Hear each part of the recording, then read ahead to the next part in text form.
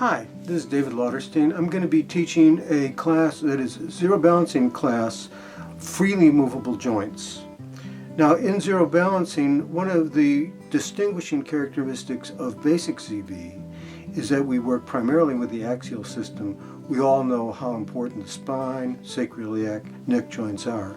But there are many, many more joints in the body. In order to be a complete therapist, of course, you need to be able to deal with the freely movable joints, such as the knee, the elbow, the shoulder, the ankle, and so on.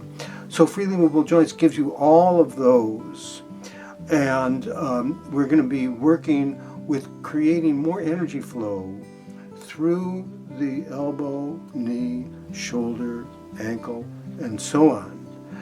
So the techniques are fantastic, and as per usual in zero balancing, the focus is on facilitating energy flow as well as on structural release. All right, well, so in this class, 3.5 days, we're going to cover every one of the significant freely movable joints in the body, which will add completeness to your whole practice. And along with that, kind of more of a guarantee that you can be able to remember everything that we talked about. This is an over 50-page manual that you're going to get and take home after the workshop.